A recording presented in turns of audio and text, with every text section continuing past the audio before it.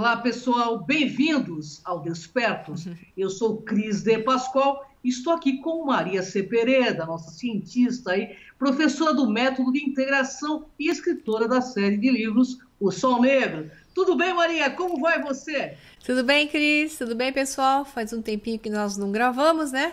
Ou é a Cris ou é eu Verdade. que estamos enrolada. E o bom do programa Despertos é quando as duas estão juntas, de fato, né? A gente junta depois em edição as perguntas e as respostas. Mas eu falei para a Cris que conhece bem o Egito, né? Teve 20 dias no Egito alguns anos atrás, que ela tinha que fazer ao vivo isso aqui para a gente poder participar as impressões de uma e as impressões da outra, porque o Egito é coisa rara, né, Cris? É meio Nossa, estranha, meio rara. é um local assim que só indo É. para perceber todo o mistério que envolve a atmosfera do Egito. Maria, o tema de hoje então é Egito, né? Local de grandes segredos. E eu imagino que sejam muitos.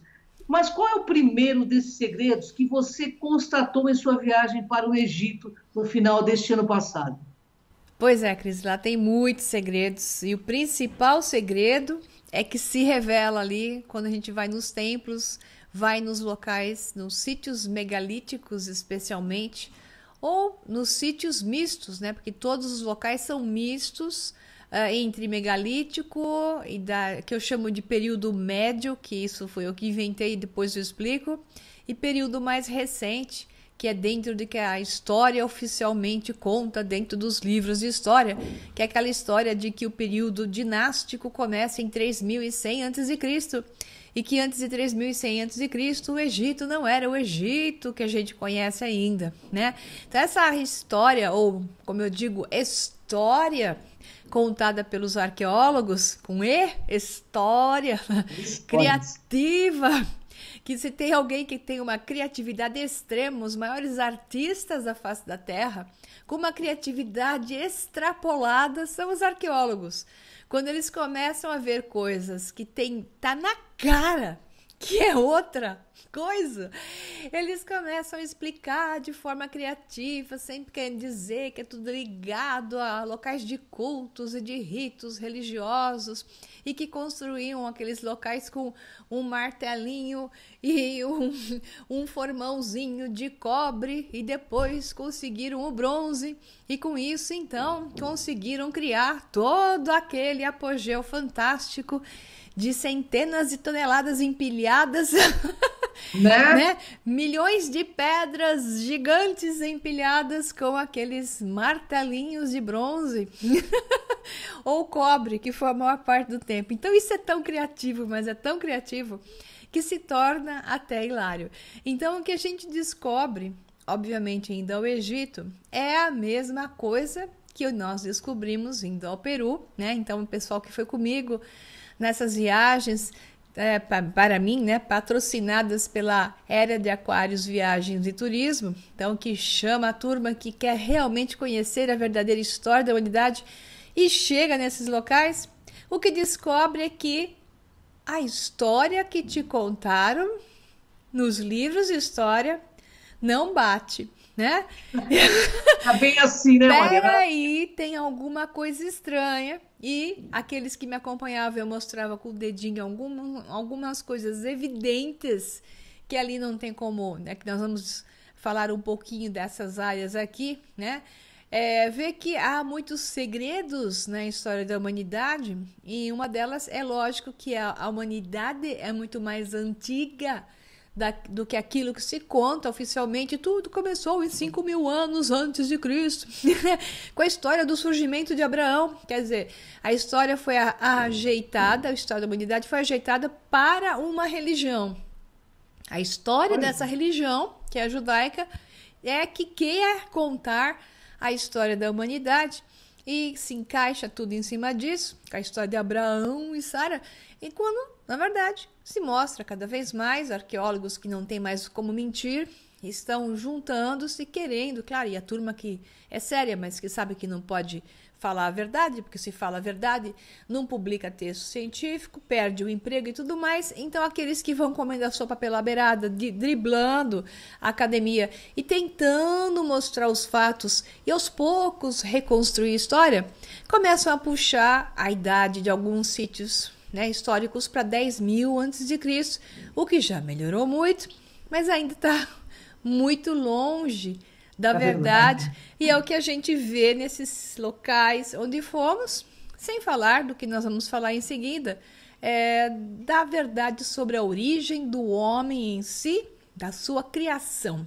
É com você, Cris. Bom, Maria, já que existem muitos locais onde há provas aí da criação do homem, fala-nos do templo de Sobek. Aliás, Isso. foi um dos locais onde eu estive, e tive uma experiência que eu faço questão de relatar para os nossos internautas aí. É o templo. Sim, perdão. É o templo de Sobek, do deus Sobek, que eu estive lá há alguns anos atrás. Ele me chamou muita atenção, até por conta da experiência que eu tive dentro do navio. Se você me permite, antes de você Sim.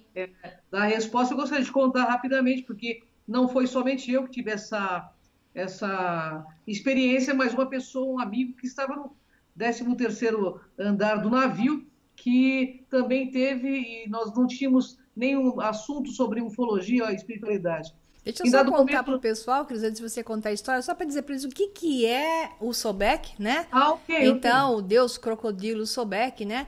Mas antes disso, eu vou falar onde está localizado, se chama Templo de Kom-Ombo, que está à beira do rio Nilo, né? Então, assim, Kom-Ombo, que é a cidade, a região onde o navio para, a gente vai passeando pelo rio Nilo, ele para em Kom-Ombo, já está de cara com o templo, ele está bem às margens, localizada nessa margem direita oriental do rio Nilo, que está a cerca de 160 quilômetros ao sul de Luxor e 40 quilômetros ao norte de Assuã, que a gente vai também na região de Assuã, que você foi também, tem muitas coisas importantes por lá.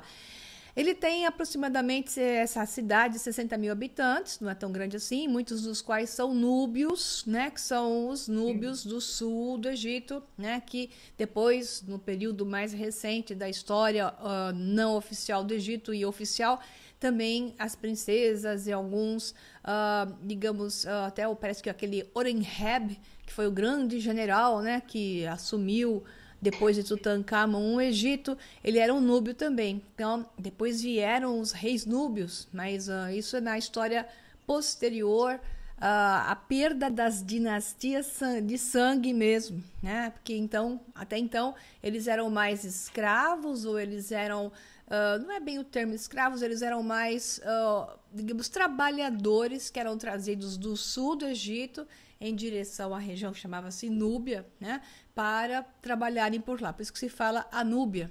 E eles tinham essa miscigenação de culturas, mistura de culturas entre a egípcia e uma nativa africana como um todo. Então, a cidade é um importante destino turístico, né? Todo mundo vai para lá para ver esse templo do deus crocodilo Sobek, e também tem a ver com o deus falcão Horus. Então, esse templo tem a ver com os dois, é misto. E segundo a mitologia, os dois se completavam ao mesmo passo, em que todos os completos, né, se tornavam indivisíveis. Então, se juntavam dois deuses para que juntos fossem mais fortes e fossem divisíveis, chegando os pontos da singularidade se tornar plena. Por isso que às vezes alguns, digamos, templos, nós vemos uma alusão a dois deuses. Não é sempre, mas vira e mexe sim, né? Então, acho que esse é o aspecto importante, a localização dele, e que, diz aqui ainda mais por cima, que todas as respostas estão em Karnak, como todas as questões estão em Kom-Ombo. E a gente vai explicar um pouquinho por que todas as respostas estão em Karnak e todas as questões estão em Kom-Ombo. É com você, Cris. Bom, vou relatar rapidamente a minha experiência, porque foi uma coisa assim inesquecível. Eu não sou uma pessoa dada a misticismo, e você bem sabe disso. Sim. Aliás, eu abomino muito essa questão, mas desde que eu cheguei no Egito, começaram a ter algumas experiências paranormais que me deixou bastante assim, como eu posso dizer, fiquei bem perplexa. eu estava, depois do almoço, eu deitei uns 10 minutos para dar uma descansada e eu de olhos abertos, de repente, sendo uma pessoa, eu olhei, ele cruzou o braço em cima de mim, um ser com aparência reptiliana, ele tinha o rosto como se fosse aquele cara do filme Inimigo Meu, todo craqueladinho, e eu tomei um puta susto, né? Meio, levantei da Imagino. cama gritando. A Kátia estava deitada na outra cama, porque a Kátia ficou no mesmo quarto Sim. que eu, e ela ficou muito assim, porque ela sabe que eu não sou dada a esse tipo de brincadeira. Nisso veio um rapaz que estava junto, Na inclusive, nesse excursão. grupo, na excursão, e ele era um amigo da gente ali, mas a gente não trocava figurinhas sobre ufologia. Ele falou: Você não tem noção do que aconteceu comigo agora. Ele estava deitado e um reptiliano ficou cara a cara comigo. Eu falei: Nossa, que interessante, aconteceu a mesma coisa comigo aqui. E ele estava bem branco, porque ele não estava ligado a questões ufológicas. O lado dele era mais terapias alternativas. Sim. Achei bem interessante. Isso me marcou muito nessa viagem, viu, Maria? Faz todo sentido pelo seguinte, reptilianos diversos, né, de diversas, eu vou chamar assim, de etnias e diversas regiões do universo, especialmente de sírios, são os que trabalharam mais em Colombo. Não só Colombo, que outros templos egípcios da mesma forma, porque a história do Egito, a história da Mesopotâmia são paralelas, né? E o desenvolvimento do homem moderno pós-dilúvio teve muito a ver com esses reptilianos. Então, né, à toa que nós temos um lado meio complexo ser humano, entre amor e ódio, tipicamente falando, que tem a ver muito com o DNA que nos foi colocado. Esse templo de Colombo se reporta ao Crocodilo Sobek por causa dessa lembrança, que pode ser até muito mais antiga, com algumas dezenas de milhares de anos antes do próprio dilúvio, devido à fase megalítica do próprio templo. Então, todos esses templos têm, como eu digo, 3 fases. A fase megalítica grande, que se reporta a centenas de milhares de anos, quando os megálitos, as pedras enormes, com centenas de toneladas, são sempre as bases que você encontra, ou até são colunas e áreas de sustentação. Depois você encontra megálitos menores, que já são de tamanhos de metros, né? Bem cortadinhos ou moldados, que é o caso, a gente não vai discutir toda essa tecnologia aqui, que nós não temos tempo, né? Hoje é um foco, né, mais reduzido. E depois a gente vê as pedrinhas com barro, cimento, né? Digamos assim, um tipo de cimento, um tipo de material que liga as pedras, que não são tão perfeitas, que já é um período mais recente, mais próximo, digamos assim, à nossa era, de 1200 em diante, em direção a nós, 1200 a.C., em direção a nós, porque o conhecimento, a tecnologia foi sendo perdida. Então, isso se encontra em todos os lugares onde nós vamos. Então, esses seres que a Cris narrou, com diversas aparências, de diversas regiões, tanto de Sírios como em outras regiões do nosso universo, digamos assim, são os que trabalharam ali nessa hibridização. A hibridização em Colombo é tão fácil de ver que eu estou mostrando aí para vocês imagens, as fotos que nós tiramos, eu e o pessoal que estava junto comigo na viagem, mostrando instrumentos mesmo, iguais de laboratório. O desenho, eles foram, né, esculpidos na rochas horizontais e verticais, esculpidos contando uma história de hibridização. Então, houve assim uma série de criações de templos que eram templos da natividade. O termo até é utilizado isso. Então, Colombo é um dos templos da natividade. Interessante o termo. Ou Muito, seja, né? quando você vê os instrumentos ali, você vê figuras esculpidas nitidamente DNA, desenhos de cromossomos, como o cromossomo X, né? Nitidamente o falo jogando sua semente e do lado da simbologia de cromossomos e de DNA. Nitidamente aquilo, entre tantos templos que tem no Egito e no Peru, seguem o mesmo padrão de templo da natividade, da criação do homem moderno, do Homo sapiens sapiens, através de experiências genéticas por geneticistas altamente avançados. Então, parte desses geneticistas, grande parte, era uma gama de castas variadas de reptilianos. Então, Cris, quando você chega a Colombo, você chegou em Colombo e viu isso, você teve o contato com o plasma energético que conta a história, que está preso lá. Eu digo que o Egito é muito denso, todo mundo que foi comigo na excursão foi afetado de um jeito ou de outro. Eu que sou durona, também voltei meio baleada de lá. É incrível como é uma faixa de vibração, uma banda de vibração diferente, densa. Essa densidade, claro, tem várias explicações e tem a ver com o tempo moderno recente, até do islamismo ali estabelecido, e também o perfil do povo que busca sempre uma coisa do retirar, né, a sua energia. Eles retiram muita energia das pessoas, é uma coisa fantástica de se observar. E a pessoa que não está bem preparada, né? Porque eles atacam mesmo, vão em cima para retirar o seu dinheiro, para te pegar. E é não é só o dinheiro. Assédio total, né? Isso, esse assédio retira energia. Sem dúvida. Então, as pessoas que mais bem estão preparadas ficam na boa, né? Um pouquinho alteradas, mas se toca, se recoloca. E outros que foram afetados um pouquinho mais, o pessoal fica muito mais cansado do que deveria, porque ninguém está fazendo caminhadas de quilômetros lá. É verdade, muito pelo mas contrário. Transporte para tudo que é lado, mas esse não se afeta só porque não estava calor, por sinal estava gostoso, fresquinho, então não é pela temperatura também, é mais por esse assédio. E essa densidade está ligada não só ao padrão emocional, psicológico do povo que está lá hoje, mas há uma densidade de informação.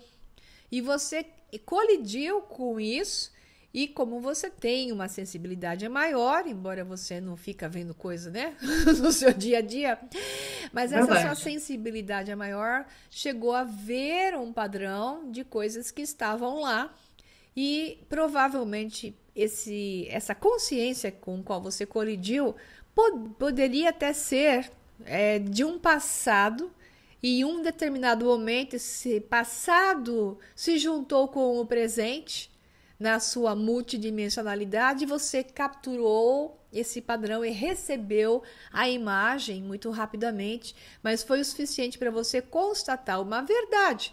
Aquele templo de Colombo tem a ver com os diversos reptilianos que estiveram pela Terra, e não quer dizer que eram negativos, pessoal. Essa coisa de dizer... Na hora que eu ouvi, eu assustei pela diferença, mas não senti que fosse algo negativo, não. Exato, porque não é porque tem aparência reptiliana que são negativos. Isso é como dizer que todo ser humano é mau. Não tem ninguém mais ruim que o ser humano da Terra.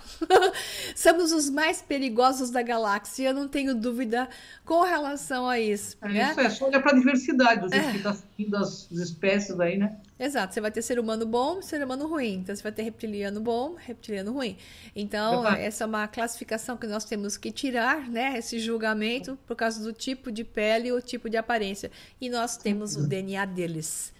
Então... Por isso tem um subcérebro reptiliano, né, Maria? Isso, somos primos. E por sermos primos, é melhor a gente ficar quieto e só aproveitar a informação, porque no final eles são doadores de conhecimento, do conhecimento da nossa verdadeira origem. Bem, Maria, nós temos as mesmas provas gravadas nos templos de Dendera e de Ábidos. Aliás, o que eram exatamente esses templos? Eu acho que são bem mais antigos do que se diz, né, Maria? Ah, com certeza. Esses são os mais incríveis que tem. Você teve nos dois também. E um é o templo de Ábidos, é o templo de Falcão Horus, né? E também atrás está o Osirium, né? Então, às vezes o pessoal fala Osíris ou Horus, mas na verdade é as duas coisas, porque Osíris e Horus, eu já conto, no final é a mesma coisa, é uma expressão do outro.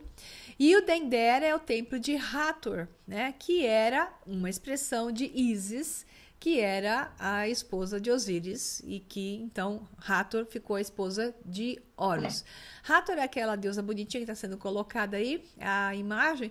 Às vezes ela aparece como uma vaca, né? Uma vaca sagrada, Hathor sagrada, tem muito a ver uma com a outra. A deusa Hathor se representava como uma vaquinha e ao mesmo tempo a carinha dela era meio esquisitinha, com umas orelhinhas meio de vaca, meio diferente, um olhinho puxado, né? E o rosto dela tá nas colunas ali de Dendera. Então, o lado dos dois templos é a polaridade, sempre a polaridade masculina, a polaridade feminina. É dito que Hathor e Horus se encontravam uma vez só no ano e ali tinham a sua lua de mel. Então é uma lua de mel, acho que era de 40 dias, lua de mel comprida, né? Então, o conceito da lua de mel vem até dessa união entre os dois que se encontravam num ponto médio entre o templo de Ábidos e Dendera.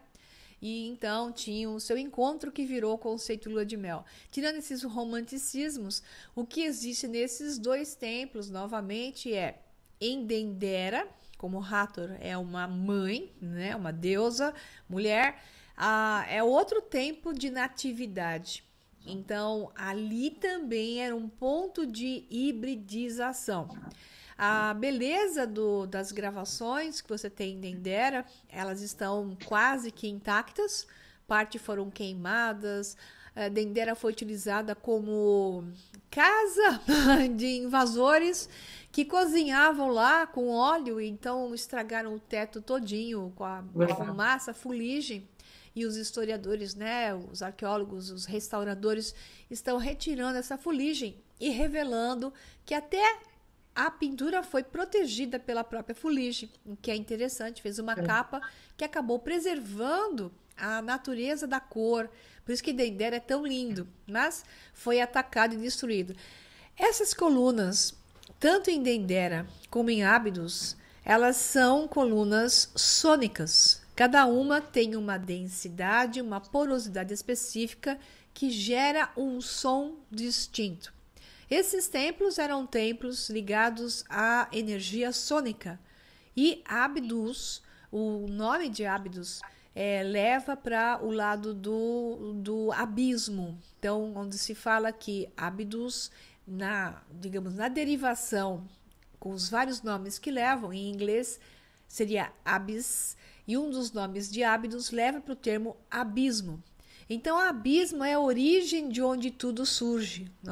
Um universo ligado ao outro universo. Quando o nada existia, e então surge do nada, brota a água fundamental, a água que traz a vida. Essa água, essa energia, com certeza é um padrão que eles estão colocando, que se perdeu a informação no tempo, que é a energia que vinha de um universo para o outro ao se criar um novo universo. Então, o que nós temos neste universo é ressonante similar à água, a energia, o padrão ressonante de um outro universo. Ali está escrito toda essa informação. E dentro de Ábidos, nós temos a ala dos portais, que são várias salas com portas incríveis, você deve ter lembrado disso, aquelas portas gigantescas. Estou projetando algumas imagens aí para o pessoal ver. Fantástico. Portas de pedras, onde você tem, então, o seguinte, para que essa porta no final de cada sala? Aonde, pelo tamanho dela, seria um gigante a passar por ela. Então, ela dá lá um homem de 3 metros de altura para 4 metros de altura, e nós somos todos pequenininhos, né? Então, essa porta desse tamanho era para alguém que tivesse provavelmente uma tecnologia que aquela porta de pedra se transformasse em um portal e levasse ao abismo, que seria o quê? Na ciência moderna, um buraco de minhoca que unisse vários mundos. Então, esse pessoal que vinha de Sírios, que vinha de outras áreas do universo, da nossa, talvez, galáxia, o que é mais provável, eles viriam através de buracos de minhoca e utilizariam esses portais de Ábidos por uma série de tecnologias que não dá para a gente discutir aqui devido ao tempo. Mas, por isso mesmo, Dendera, ao lado de Ábidos, se tornou o templo da natividade. Eles vinham e criavam mais versões de Iis, como se fala, Lulus, Lulu é o termo da antiga Suméria, Né? e Ie é o termo que se encontra no Egito, ligado até a um outro deus, que é um deus com cara de carneiro, chamado Uhum. Kun. Esse Kun é pré-dinástico. Ele é conhecido no período 3100 a.C., também está gravado entre Ábidos e Dendera, a imagem dele, e ele é o Deus criador do homem. Ele criou o Ie, que somos Olha, nós.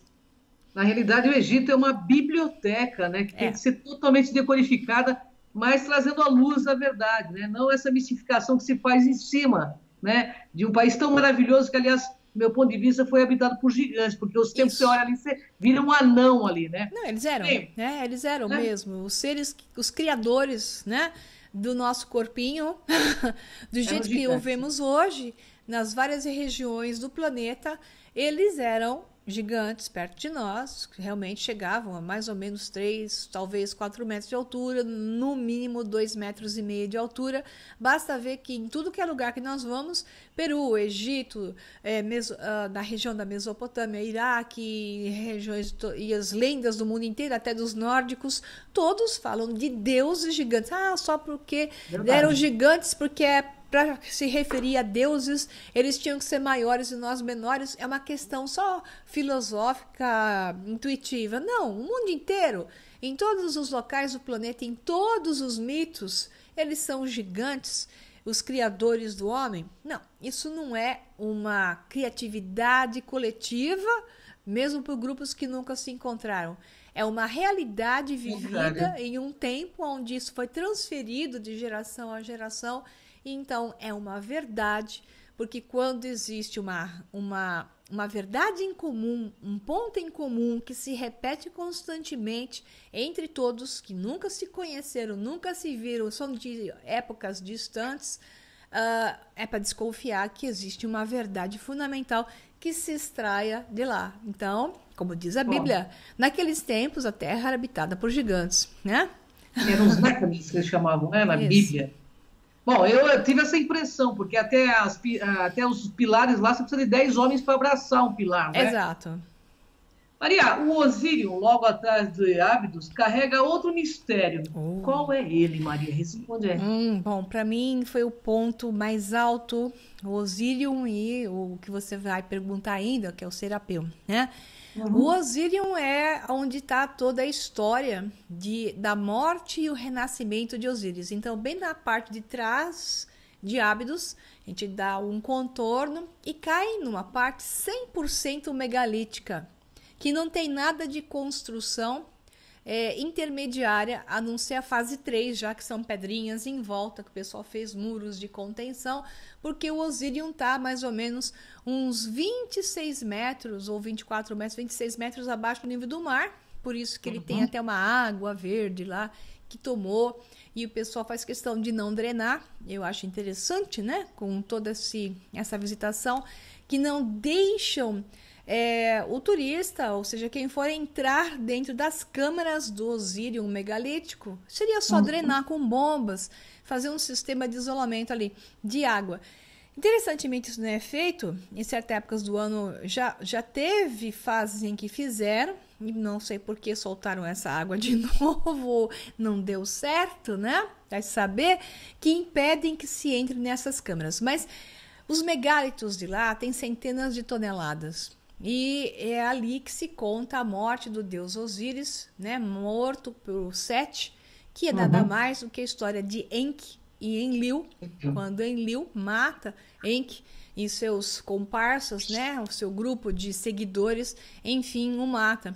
Então, o renascimento de Osíris é feito ali também, através de Ísis e mais umas deusas que o trazem à vida de volta, e aí ele ressurge na forma de Horus, né? Que fala, porque Horus é filho de Osíris. Não, na verdade, a história é de renascimento, onde se traz a consciência de volta e a própria Ísis se transforma nesse processo em Hathor. Então, a esposa de Horus, ela segue o padrão. É uma história de renascimento, de reencarnação, e tem a ver até com a história de por que eles mumificavam os faraós Sim. para a vida eterna. Tudo isso vem da história de Osíris e Sete, que é Enki e Enlil, da mesma forma, porque eles estavam nos dois locais. E essa briga está reportada em boa parte, né, dos mitos e até em religiões do mundo inteiro, em diversas épocas do ano, desde centenas de milhares de anos até dezenas de milhares de anos. Maria, você também foi ao templo de Ísis, na ilha de Fila. Aliás, um dos mais belos templos que eu estive também, né? Ele tem uma aparência meio greco-romana, ele é maravilhoso, né? O que mais podemos perceber em sua história que remonta aí paralelamente para os dias atuais? Diz aí, É Maria. fantástica a história de lá, que a gente aprende ali, percebe várias coisas. Primeiro aqui, o tempo de Philae já é do Egito helenizado, né? Os gregos e sua influência ali. Então ele é mais recente, a época já ptolomaica, né? Mas, ao mesmo tempo, o que chama atenção é a sobreposição dos deuses, no conceito filosófico até. Então, o que você vê é uma sobreposição da visão de Sofia, a deusa, demiurgo, né, criador em vários níveis da nossa realidade, contada pelos gregos, e depois essa história se perdeu um pouco, né, com uma visão mais polaridade masculina da Terra, mas sempre tudo se conta que a origem é da deusa, a mãe criadora. Então, para os helênicos, era a Sofia. E aí você vê a história de Ísis, porque quando se perderam a origem de sangue dos faraós, que era aquela linhagem sanguínea que eles chamavam de divina, isso dá pano para manga, né, Cris, para outras coisas que a gente tem hoje em dia. Vamos fazer um programa sobre isso, Maria. Nós temos que falar essa história da linguagem sanguínea, né? É bem legal. Porque isso começou, né, com os primeiros faraós que seguiam uma linhagem sanguínea, que eles realmente eram filhos dos deuses, eram os Iis, que eram semideuses criados por esse deus Kun, né? Digamos, criados geneticamente para que descendessem de fato, recebessem esse influxo da divindade através da sua carne e do seu sangue. Com essa perda dessa linhagem sanguínea, os faraós então tinham que se intitular divinos de alguma forma. Então eles criaram a questão de filhos de Ísis. Então você vê no tempo de Philae os faraós sendo ungidos quando nasciam no colo de Ísis, mamando no peito de Ísis, igual Jesus mamando no peito de Maria, né? Sim. A questão da Virgem Maria, Ísis era colocada também como uma divindade, como uma questão de virgindade, né, suprema. O seu filho, o faraó, então eles eram filhos de Ísis, exatamente para atestar uma divindade. Mas por que Ísis e não Horus ou Osíris? Porque para os helênicos era a Sofia, a mãe divina, a origem, a criadora da nossa realidade. A história mais filosófica da história dos demiurgos, os deuses, que tinham aspectos divinos e variedades de qualidades. Então, Deus disso, Deus daquilo, Deus de vários atributos. Esses deuses variados, cada um com seu atributo, né? Então, a Sofia estaria acima deles, criando-os, através de sua própria transformação, essas várias expressões de divindades, sejam elas masculinas ou femininas. Então, o faraó helênico, já com essa mistura entre Egito e Grécia, teria que descender da fonte. A fonte era a Sofia. Portanto, eles teriam que ser filhos de Ísis e não de Osíris ou Horus, né? Então, o faraó estava lá, desde o colo, no colo de Ísis, até Ísis dando a ele a coroa, e por aí vai, e divindade do lado, cuidando do faraó, crescendo. E tinha sempre a história do faraó crescendo com Ísis, até que então ele estava já adulto e assim por diante. Então, a ilha de Philae, pela sua beleza, contém toda a mitologia egípcia, já num sincretismo com a mitologia e o conhecimento, digamos, grego, e ficou essa coisa já helênica na mistura, e o Egito se transformou diferente. Ao mesmo tempo, também outro aspecto lindo é que a ilha de Philae está ligada à música, à criação da música. E a realidade onde nós estamos ligadas à música. E claro que a música ligada a Isis e ligada a Hathor também. Até trouxe de lá esse aparelhinho, que é o que legal. né? O sistrum é um aparelho que é dos filhos de Hathor. Esse aparelho eram todos que tocavam. E os filhos de Hathor, então esses criados pelo deus Kun, né, eram os I, e esses I eram chamados, nós, seres humanos criados por ele, os tocadores de sistrum. Se você olhar bem o sistrum, você tem serpentes, né? Dá para ver direitinho, né? Você tem as serpentinhas aqui. Nitidamente, o som disso aqui ligava provavelmente um aparelho aonde cada uma dessas frequências era um ajuste para cada I. Então, por que que os I, os homens criados semideuses, eram os filhos de Isis, nesse caso os filhos de Hathor, Hathor Isis, como eu falei, uma expressão da outra, e eles eram tocadores de sistrum, porque ao serem criados, cada um era criado em uma certa vibração e frequência, vários Is foram criados, várias frequências, várias realidades, vários véus de Isis. Em cada véu de Isis, uma frequência e um I habitando essa realidade. E isso aqui se perdeu a história. Porque quando se perde tecnologia, vira religião ou vira misticismo. Então ficavam lá, no tempo mais moderno, falando lá, fazendo cerimônias, tocando o sistrum. A carinha da Hathor aqui. Quando, na verdade, isto aqui não era um instrumento de ficar chacoalhando, e nem provavelmente era um instrumento realmente tecnológico de acertos de frequência para a criação de realidades. Olha que interessante.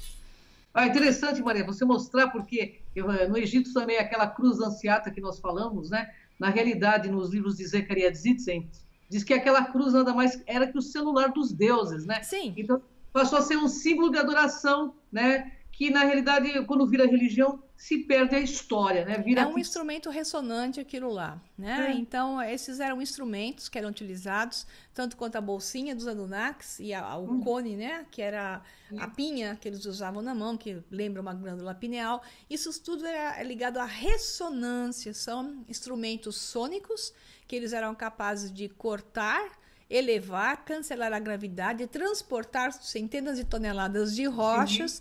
Eles usavam isso na mão, né? Porque os Anunnakis gostavam de usar bolsinha. Aquela era a base Bluetooth, com certeza, através da pinha. Da mesma forma que o sistrum era um instrumento, né? E virou essa coisa que não tem sentido nenhum. E o caso da cruz ansata, como também os cetros, os cajados e tudo mais, eram para lidar com a energia livre e os padrões sônicos, que eram uma grade eletromagnética disposta na época para utilização. Eles tinham que andar descalços, na sua grande maioria, para poder aterrar a circulação dos elétrons, da energia livre que tinha, por isso usavam chifres, por isso usavam capacetes, além da cabecinha diferente que eles tinham, né? Crânios alongados na sua grande maioria, de acordo com sua linhagem também, né? Mas eles utilizavam instrumentos para poder lidar com a energia e dissipar as correntes. Parte disso eram os chifrinhos que a gente via o tempo todo, que é o mesmo que nós vemos em aviões hoje em dia, que são as pontas para liberar a estática, senão é eletrocutado. Eles tinham muito conhecimento científico que um dia, talvez, lá na frente, a nossa humanidade até venha a ter, mas precisa acabar com muito misticismo das coisas. Sim. E trazer realmente à tona a verdade, que é o que nós estamos tentando fazer, né? Nesse programa. Como eu falei, eram 3 épocas. Na época mais antiga, que é a megalítica, a tecnologia era altíssima. A ciência era altíssima, trazida de fora. Eram seres que vinham de fora, ficavam na Terra por dezenas e centenas de milhares de anos, ficaram aqui, então acabaram se tornando extraterrestres terrestres e foram fazendo seu trabalho de hibridização, um laboratório genético, deixando aqui tecnologias diversas que foram sendo perdidas. E se perdeu totalmente, tudo que sobrou se perdeu após o dilúvio, que se resetou a humanidade, iniciou de novo inicia a criação, esse templo de Komombo, todo o paralelismo com o Peru, que nós temos, o que tem no Egito, tem no Peru, é um paralelo de civilização até dos deuses, né? O mesmo Enkidu também ali no Peru, né? E por aí vai. Maria, a esfinge de Gizé, né, tem mesmo a idade que se considera oficialmente? Se não, quais seriam essas provas? Essa é uma piada, né? Sim.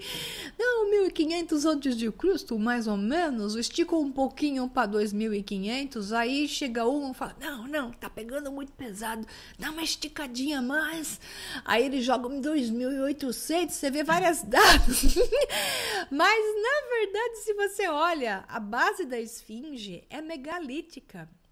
Toda a base debaixo dela, que tem uma série de templos, ela é a mesma construção idêntica a Coricancha, no Peru, né? É idêntico, são templos com a mesma cara. Se você pegar uma pessoa, levar ela vendada e deixar ela tonta pelo mundo inteiro, se ela saber em que país ela tá, se você leva para Coricancha, depois tira a venda, tô brincando, né? Tira a memória dela e joga ela ali no templo embaixo da esfinge, aí ela vai falar, voltei para Coricancha, é idêntico. Ou seja, quem construiu um, construiu o outro. Os dois eram templos do sol. E isso é megalítico. A esfinge está acima disso. A esfinge tem prova incontestável geológica de que esteve debaixo da água e depois submetida a muita chuva, muita água. Foi o que aconteceu por milhares de anos. Porque ela tem uma erosão vertical. Erosão horizontal é vento. Também tem erosão horizontal nela. Mas tem horizontal e vertical. A vertical é água ponto. Isso é prova geológica. Portanto, essa esfinge é anterior a 10.000 anos antes de Cristo. Então ela pode ter... Perdão, desculpa aí que eu agora fiquei... Sim. Ela pode ter passado pelo tal dilúvio, pelo dilúvio daí. Sim, é mesmo? Sim. Provavelmente as pirâmides do planície de Gizé, elas podem ter sido construídas após o dilúvio, tá? Ou são anterior ao dilúvio e foram reparadas após o dilúvio, que é o que comumente se encontra nessa história da humanidade. Quando a gente vai visitar esses locais, você vê a reparação. Aí se fala assim, o faraó X construiu, ou os incas fizeram isso no Peru. Inca fez isso, Inca fez aquilo. E é uma piada essa história dos incas, porque os incas surgiram mais ou menos em 1200 a.C., desceram as montanhas de Machu Picchu, lá da região de Cusco, desceram as montanhas por volta de 800 a 1000 depois de Cristo, né? Mas esse tempo todo ficaram nas montanhas, né? Então é assim, essa história de que os incas fizeram é de doer. Então houveram os pré-incas. Esses pré-incas são os que estiveram N civilizações antes deles, que estiveram por lá. Então, se alguém fez alguma coisa e participou de alguma coisa megalítica, não foram os incas. Mas se conta oficialmente no Peru que tudo foram os incas. E essa é uma piada terrível, né? Que não dá para aguentar. Então, as datas entre Peru e Egito batem em vários pontos, inclusive em estilo de construção. Embora o que você encontra de pirâmides lá no Peru sejam mais para o estilo da Mesopotâmia do que para do Egito, mas que tem pirâmide triangular no Peru, tem. Então, debaixo da terra, porque basta pegar o ônibus e passando por estradas que você só vê pirâmides perfeitas debaixo da terra, né? Cobertas como se fossem montanhas, mas perfeitamente cortadas e alinhadas. você vê que realmente eram pirâmides também triangulares, tetraédricas. Portanto, o que você perguntou sobre a esfinge de Gizé e a região toda de Gizé, a base toda dela é anterior ao dilúvio, certamente. Agora, as pirâmides, elas são construídas, nós fomos até a Câmara do Rei. Você foi também à Câmara do Rei? Você entrou dentro da... Fui tudo lá, Maria. Fiquei 20 dias lá, foi fantástico, porque na realidade você tem a sensação que você está em outro planeta, né? Porque é muito diferente, né, o Egito. Isso, então a gente entra na Câmara do Rei, né? Eu falei câmera, tirar foto da Câmara do Rei, e você tem aquela visão de uma construção de um nível tão preciso, utilizando aquele granito com um corte perfeito, o granito rosa que está dentro da pirâmide como um todo, com um corte tão perfeito, um encaixe tão perfeito, toneladas de encaixe, você vai subindo, né, em direção à Câmara do Rei, é algo impossível de conceber com aqueles martelinhos. Portanto, toda essa construção é muito provável que seja antes, no caso dessas pirâmides, que são chamadas de mais recentes, né? A piada é essa, né? Que as mais bem construídas são as mais antigas. E as pior a nível de construção, que são as mais capengas, as mais atuais, né? até as que não deram certo, como é a pirâmide torta que a gente foi visitar lá, né? Que ela se implodiu de dentro para fora, né? E devido à tecnologia que não deu certo, todas elas usavam um tipo de tecnologia para ativar o Pyrrhus. Pyrrhus, né? Pirâmide Pyrrhus é fogo. Então, elas utilizaram centros de produção de energia, essa energia como Pyrrhus, como um fogo. E isso era uma transmissão de energia. Então, o que nós vemos é uma tecnologia que não deu certo porque ela é mais recente. Então, é na época, mais ou menos, daquele rei de Djoser, né? Faraó Djoser, que é o da pirâmide de Saqqara. Essa época, o conhecimento já estava perdido. Portanto, as melhores construções são, sim, as mais antigas e têm, provavelmente, dezenas de milhares de anos. Bem, Maria, vocês conseguiram aí lugares incríveis que dificilmente grupos de turistas conseguem ter, né, incluídos em pacotes de viagens tradicionais, né?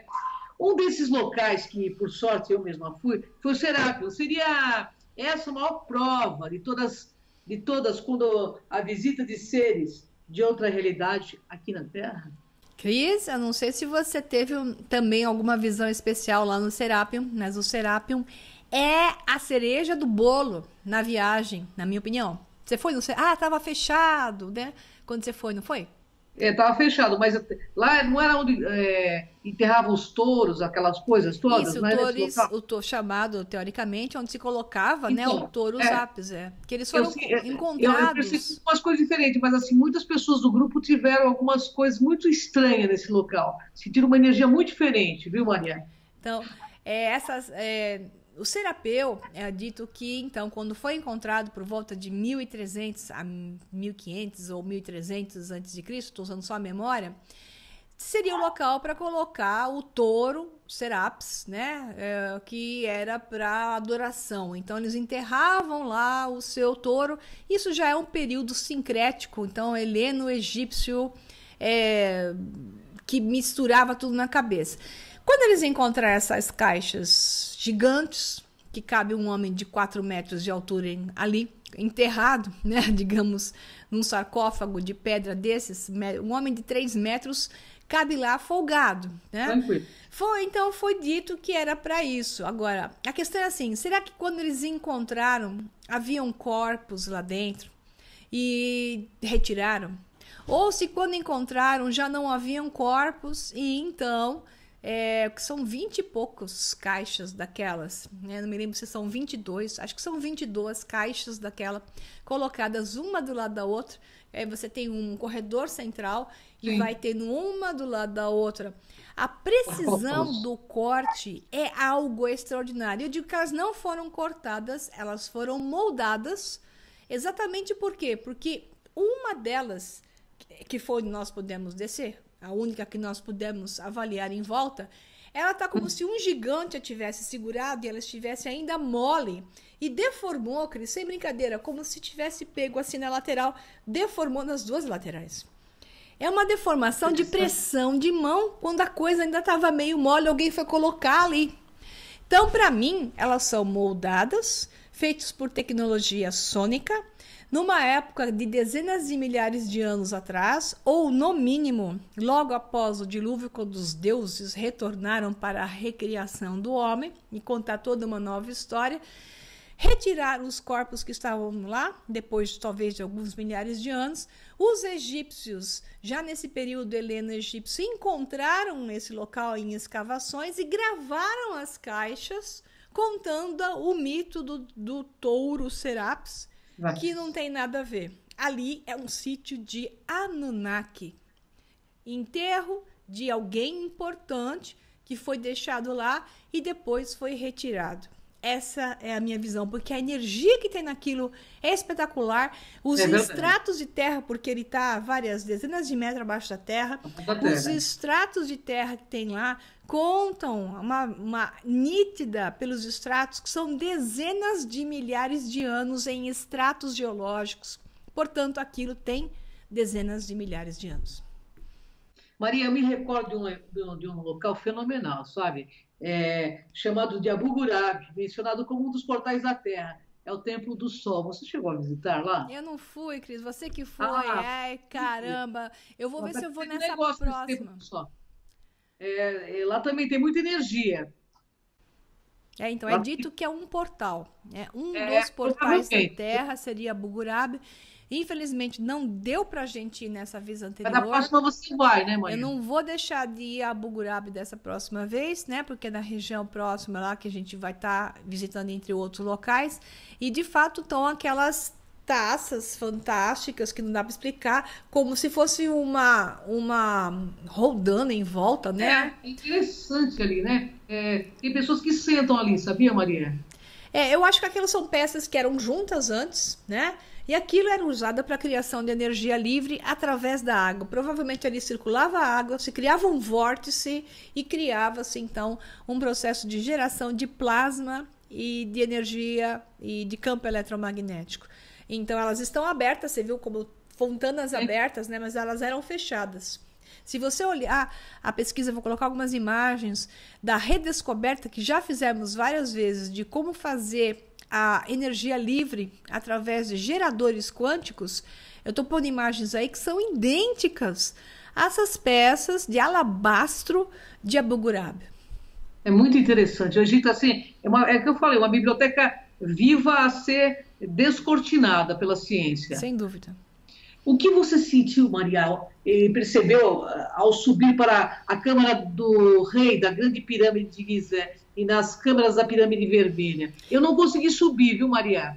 Aliás, eu subi, na entrada eu me senti mal. Isso foi o que me aconteceu. Me senti Isso. mal, não consegui entrar. O negócio foi. Nós somos mais sensíveis, né? A gente não fica vendo coisa o tempo todo, mas nós temos aí você uma boa sensibilidade. Então, assim, eu segurei firme, não falei pra ninguém, mas eu achei que eu ia ter um troço ali mesmo. O negócio Na hora que eu entrei, me bateu o negócio, começamos a subir. Claro que tem alguma explicação lógica. É quente, embora a época do ano fosse fantástica, nós somos numa época boa, não estava tão quente lá dentro. O ar, falta oxigênio, aquela coisa de não tem aquela ventilação lá dentro.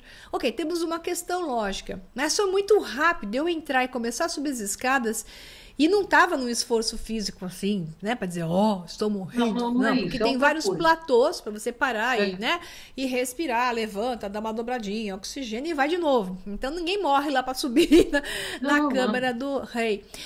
Mas eu passei mal logo no começo, que me deu até uma sensação de desmaio, apitação de ouvido, né? O ouvido apitou forte. Mas a glândula pineal apitando, que tava uma loucura. Aí eu precisei fazer uma concentração muito grande. Ninguém me percebeu, o pessoal tava andando, eu continuei andando, respirando fundo, fiz uma concentração, falei meu mantra de que eu vou continuar e foi passando, passou. Mas o que aconteceu lá? É o choque de uma banda de frequência diferente. Inevitavelmente foi outra banda de frequência. Na subida da Pirâmide Vermelha, eu não senti mais isso. E a pirâmide vermelha é pior que a de Gizé. Gizé é mais arejada. A da pirâmide vermelha é um negócio assim que você vai dobrado o tempo todo. Eu não consegui nem entrar na pirâmide vermelha. Então, não dá quem não Passei tiver mal nas bem. duas, pra falar a verdade. Me deu uma sensação muito ruim. Não gostei. A pirâmide vermelha é mais punk para subir porque você vai dobrado, né? Então, quem não tá bom da coluna nem tente. A Gizé dá, porque você levanta, né? A pirâmide vermelha não, você vai dobrado e volta dobrado. Então assim, é muito mais opressivo, mas não passei mal. Eu não senti nada de ruim na pirâmide vermelha. Pelo contrário, chegamos numa câmera aberta acima e tivemos a chance de entoar o Fá, que é o tom da pirâmide, e gravar o eco, a ressonância dela em entoações de Fá.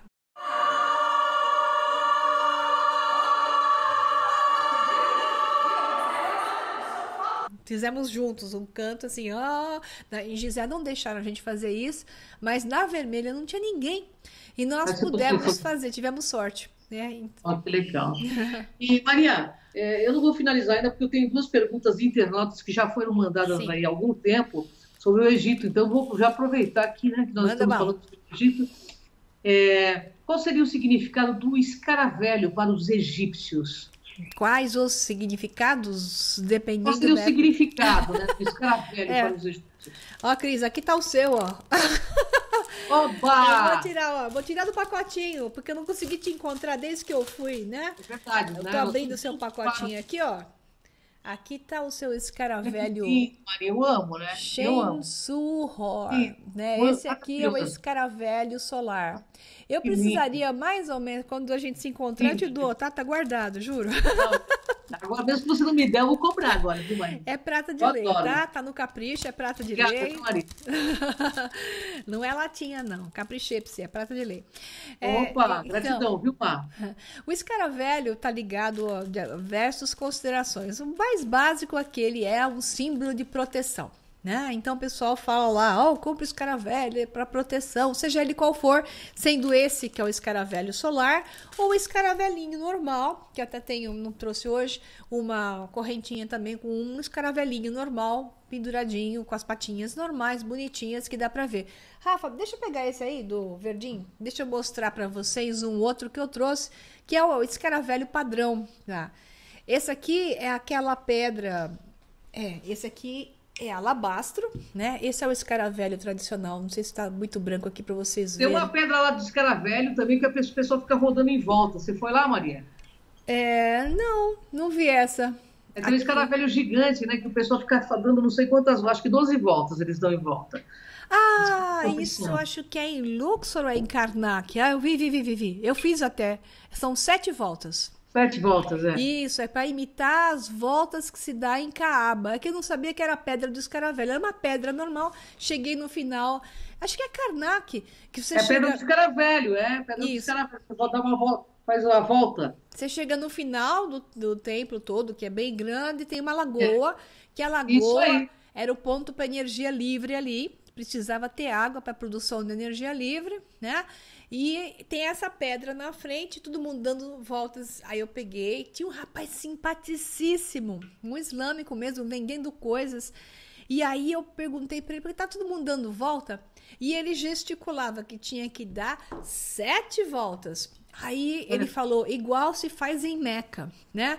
Então é um sincretismo da história do escaravelho egípcio com a história da Caaba islâmica, e eles dão 7 voltas. Eu dei 7 voltas junto com um monte de gente que diz que dá sorte e tudo mais. Então a ideia do escaravelho é uma ideia de renascimento, de vida após a morte e ao mesmo tempo aspectos de proteção. Na verdade, a visão do escaravelho, na época das dezenas de milhares de anos até pós-dilúvio, logo no início, é uma tecnologia embarcada entre a conexão entre a Terra e o Sol, formando uma corrente elétrica que é a corrente de Birkeland, que eu estou colocando uma imagem para vocês, que forma exatamente o cajado entre o Terra e o Sol e um portal no meio, que se forma como uma bola de luz. Por isso os cajados com a bola de luz, a pedra preciosa que se colocava em cima, porque a conexão entre o Sol e a Terra, isso é científico, pessoal, precisaria de tempo para explicar isso, mas não tem, né? Gera essas correntes de Birkeland entre o Sol e a Terra, a forma do escaravelho.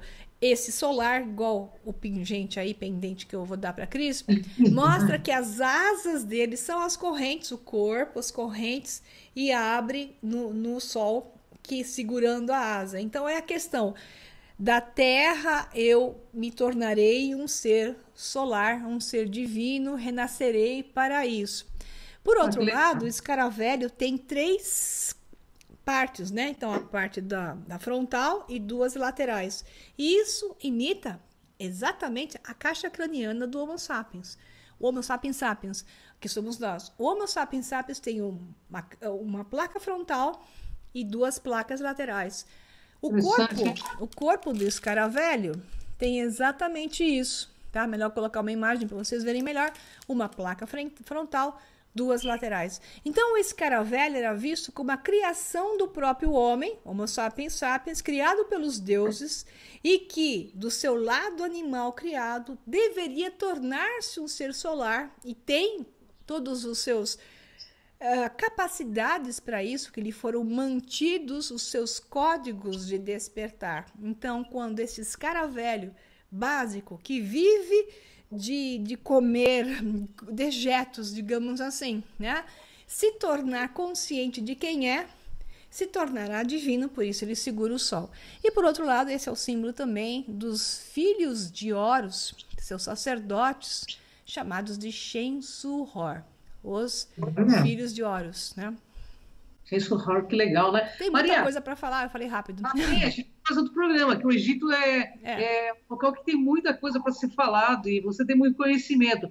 Maria, o Egito está no paralelo 33, né? Seria por isso que muitas pessoas, inclusive no grupo que eu estive lá junto, muitas pessoas relatavam fenômenos paranormais.